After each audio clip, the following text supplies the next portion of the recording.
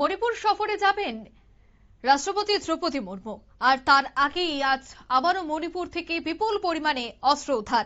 আগামী 11 এবং 12 ডিসেম্বর মণিপুর সফরে আসতে পারেন রাষ্ট্রপতি। আগামী 7 দিন চিরুনি তল্লাশির নির্দেশ রাজ্যপালের। বিস্তারিত সে বিষয়ে জানবো, টেলিফোন লাইনে যুক্ত হয়ে গেছে প্রতিনিধি শেখ মনরুল। মনরুল, রাষ্ট্রপতি দ্রৌপদী মুর্মুর সফরকে কেন্দ্র করে আমরা আগেই দেখেছিলাম যে বন্ধের নির্দেশ, তবে এবার অস্ত্র উদ্ধার হলো। 7 দিন চিরুনি তল্লাশির নির্দেশ দিয়েছে রাজ্যপাল। কি জানতে পারছো নিরাপত্তা নিয়ে? আগামী 11 থেকে 12 ডিসেম্বর মণিপুর সফর করার কথা রয়েছে রাষ্ট্রপতি দ্রৌপদী মুর্মু। আর রাষ্ট্রপতি দ্রৌপদী মুর্মুর সফরের সময় ওই দুদিন মণিপুর সর্বোচ্চ বন্ধের ডাক দিয়েছে বেশ কয়েকটা জঙ্গি গোষ্ঠী এবং বিচ্ছিন্নতাবাদী সংগঠন। আর ইতিমধ্যেই মণিপুরের যে তোমার হচ্ছে রাষ্ট্রপতি সফরকে কেন্দ্র করে কড়া নিরাপত্তা কিন্তু জারি করা হয়েছে। এবং যদিও রুটিন মাফিক যে মণিপুরের অস্ত্র উদ্ধারের যে তল্লাশি, সেই অস্ত্র উদ্ধারের তল্লাশি চালাতে গিয়ে আবারও মণিপুরের চূড়াচাঁদপুর জেলা, সেই চূড়াচাঁদপুর জেলা থেকে কিন্তু বিপুল পরিমাণে অস্ত্র উদ্ধার করলো মণিপুর পুলিশ।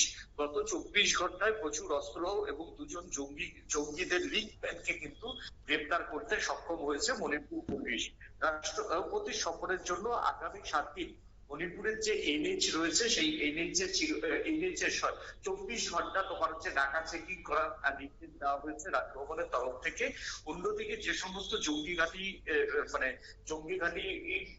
প্রবণ যে এলাকাগুলি, সেখানেও 24 ঘন্টা পেট্রোলিং এর নির্দেশ দেওয়া হয়েছে কেন্দ্রীয় বাহিনীকে। সেই সঙ্গে ইন্দো মায়ানমার যে সীমান্ত রয়েছে, সেই ইন্দো মায়ানমার সীমান্তকে সিল করার নির্দেশ দেওয়া হয়েছে।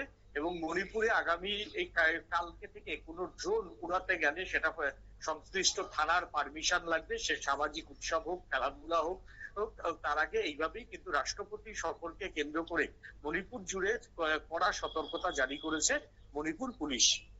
একদমই ধন্যবাদ। অর্থাৎ আজকের দেখা গেছে যে প্রশাসনের পক্ষ থেকে নজরদারি বাড়ানো হয়েছে। মণিপুর সফরের আগে এই নজরদারি কিন্তু চলবে। এই মুহূর্তের সংবাদ এই পর্যন্ত। আমাদের পরবর্তী নিউজ এবং আপডেট দেখার জন্য চোখ রাখবেন শুধুমাত্র নিউজ ভ্যানগার্ডের পর্দায়। ধন্যবাদ।